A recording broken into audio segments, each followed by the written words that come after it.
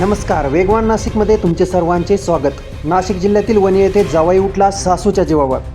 सासू गंभीर जखमी. काय झाली घटना सविस्तर जाणून घेऊया.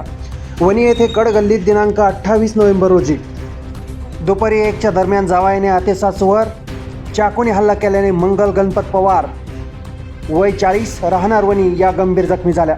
त्यांना वणी ग्रामीण रुग्णालयात दाखल करण्यात आले होते. मानेवर गंभीर दुखापत असल्याने त्यांना अधिक उपचारासाठी नाशिक येथे पाठवण्यात आले. दिनांक 28 नोव्हेंबर रोजी दुपारी दत्तात्रय बाजीराव इकडे वय 32 राहणार नांदूर मधमेश्वर तालुका निपाड कडगल्ली येथे पत्नी बाळांत झालेली असल्याने तिला भेटायला व सासरी न्यायला आलेले जावई व पत्नीच्या घरच्यांमध्ये बाचाबाची झाली. त्यावेळी मंगल पवार याही त्या ठिकाणी होत्या. जावई त्यांच्या मुलीला नशापान करून मारहाण करत होता व त्यावरून भांडण झाले. दत्तात्रय यास त्याच्या पत्नीशी फोनवरती बोलू दिले जात नव्हते, तसेच आपल्या सासरीही पाठवत नसल्याने तो राग मनात धरून दत्तात्रेयाने सासूवरती चाकूने हमला केला.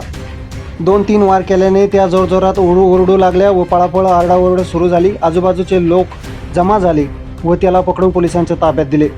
संबंधित व्यक्ती नशेत होता. मंगल पवार ह्या गंभीर जखमी असल्याने त्यांना तातडीने नाशिक येथे अधिक उपचारासाठी पाठवण्यात आले. वणी येथील पोलीस घटनेची कसून तपास करत आहेत. पुढील तपास सहाय्यक पोलीस निरीक्षक गायत्री जाधव यांच्या मार्गदर्शनाखाली PSI जगदाळे करीत आहेत. बातमीसाठी सागर मोर, वणी.